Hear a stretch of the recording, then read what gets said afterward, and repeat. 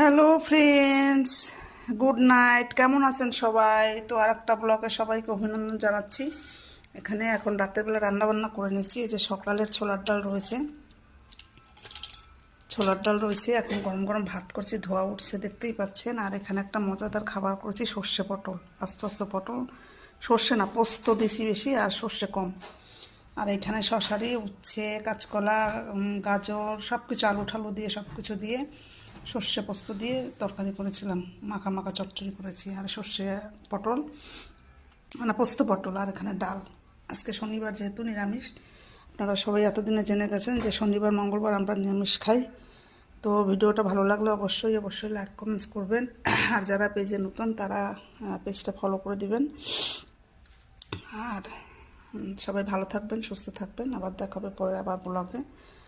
তো কালকে তো বিশ্বকর্মা পুজো প্যারিসে, দেখা যাক যেতে পারি কিনা।